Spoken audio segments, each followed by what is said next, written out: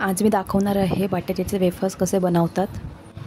तर बटाट्याच्या वेफर्सला आपल्याला जुनी बटाटी घ्यायची आहे आणि बटाटी मोठी असती तर वेफर्स चांगले होतात। लहान बटाटे घेऊ नका आणि नवीन बटाटीसुद्धा घेऊ नका। जुनी आणि मोठी बटाटीच वेफर्ससाठी बेस्ट असते। तर आता ही बटाटी मी स्लाइसरवर स्लाइस करून घेणार आहे। स्लाइस करताना बटाटी जाड बारीक स्लाइस करायची नाही आहे, एक समान एकसारखीच थोडीशी जाड आपल्याला स्लाइस करून घ्यायची आहे, कारण जेव्हा आपण त्याला वाळवणार आहोत तेव्हा ती आकसणार आहे। त्यामुळे थोडीशी जाडच किसून घ्यायची आहे, म्हणजे स्लाइस करून घ्यायची आहे। त्या दिवशी मी घरी येताना पाहिलं की काही बायका रोडवरच हे बटाट्याचे वेफर्स तयार करत होत्या। रोडवरच त्यांनी चूल पेटवली होती, त्यावर एक मोठंसं भांडं ठेवलं होतं, टोप ठेवला होता आणि त्यात हे वेफर्स करत होते आणि त्यांनी रोडवरच हे वेफर्स सुकत टाकले होते उन्हात। आता रोडवरती एवढी वाहनं जातात, सगळी धूळ वगैरे आहे ती वेफर्सवर बसते, पण लोकांना त्याच्याशी काही घेणं देणं नसतं। लोक विकत घेताना फक्त बघतात आणि घेतात, कसे बनवले आहेत, कुठे बनवले आहेत हे लोकांना काहीच घेणं देणं नसतं। तर त्यासाठीच माझ्या डोक्यात ही कल्पना आली की आपण हे वेफर्सचा व्हिडिओ बनवून चॅनलवर पोस्ट करूया।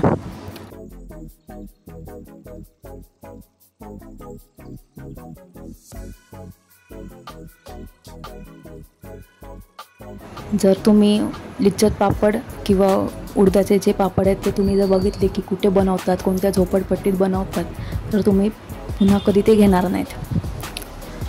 तर आता इथे माझे बटाट्याचे वेफर्स स्लाइस करून झाले आहेत। तुम्ही बघू शकता मी एकसारखीच बटाटी स्लाइस करून घेतली आहे।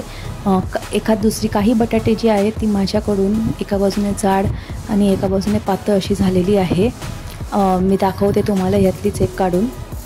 ही बघा, ही बटाटी जी आहे ही एका बाजूने जाड आहे पण एका बाजूने बघा पातळ झाली आहे। तर ही आता जेव्हा बटाटी सुकणार त्यावेळी ती एका बाजूने जाड बारीक अशी असणार आहे। त्यामुळे तुम्हाला अशी बटाटी घ्यायची नाही आहे, सगळी बटाटी एक समान एकसारखीच जाड स्लाइस करून घ्यायची आहे। आता या बटाट्याचा सगळा स्टार्च आपल्याला घालवून घ्यायचा आहे। त्यासाठी आपल्याला 2 ते 3 वेळा या बटाट्याचं पाणी बदलून घ्यायचं आहे, जोपर्यंत पाणी स्वच्छ दिसत नाही, म्हणजेच सगळा स्टार्च जोपर्यंत जात नाही तोपर्यंत आपल्याला बटाट्यातलं पाणी 2-3 वेळा बदलून घ्यायचं आहे। आता मी इथे बटाटी 2 भांड्यात विभागली आहे, कारण बटाट्याचे खूप वेफर्स झाले आहेत। एका भांड्यात हे येत नव्हतं म्हणून मी 2 भांड्यात घेतलं आहे। तर आता पुढची प्रोसेस आपल्याला सुरुवात करायची आहे। पाणी बदलून झाल्यानंतर या बटाट्याच्या वेफर्समध्ये आपल्याला तुरटी फिरवायची आहे। तुरटी फिरवल्यानंतर हे वेफर्स तुरटीच्या पाण्यात 2 ते 3 तास ठेवायचे आहेत। काही जण रात्रभर ठेवतात आणि सकाळी शिजवतात बटाटी, पण मी 2 ते 3 तासच ठेवले आहेत। स्क्रीनवर दाखवल्याप्रमाणे तुरटी पाण्यात व्यवस्थित फिरवून घ्यायची आहे, सगळ्या बटाट्यांना लागेल अशी।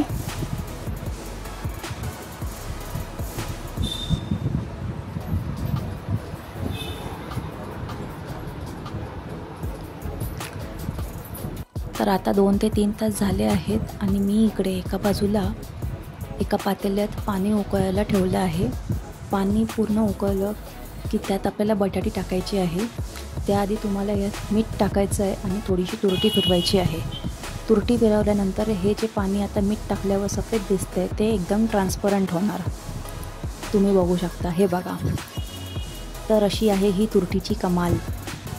आता पाणी आपलं उकळलं की यात आपल्याला हे तुरटीच्या पाण्यात असलेले वेफर्स बॅचमध्ये उकळत ठेवायचे आहे आणि थोडं शिजवून घ्यायचे आहेत।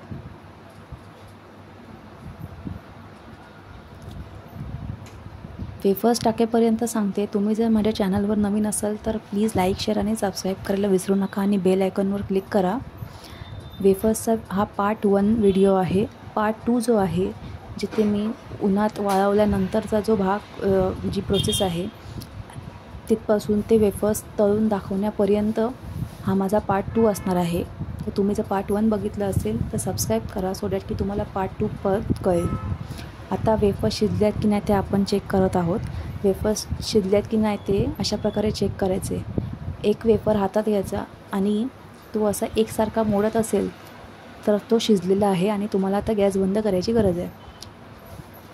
तर इथे आता वेफर्स आपले शिजले आहेत। आता मी इंडक्शन बंद करते आणि यातलं पाणी आपल्याला निथळून घ्यायचं आहे, सो दॅट की कॅरी फॉरवर्ड कुकिंग होणार नाही. नाहीतर या वेफर्समध्ये जर वाफ राहिली तर वेफर्स अतिरिक्त शिजतील. तर आता आपण वेफर्स गाळणीने काढून घेऊया.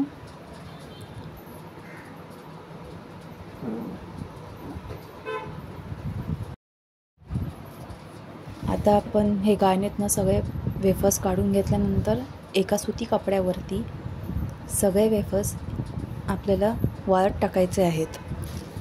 ह्याला वाळण्यासाठी थोडा वेळ लागतो.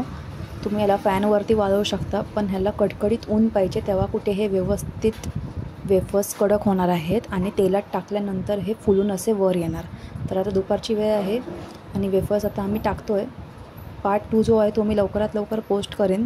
व्हिडिओ आवडला असेल तोपर्यंत तर लाईक, शेअर आणि सबस्क्राईब करायला विसरू नका आणि बेल आयकॉनवर क्लिक करा. भेटूया नेक्स्ट व्हिडिओमध्ये.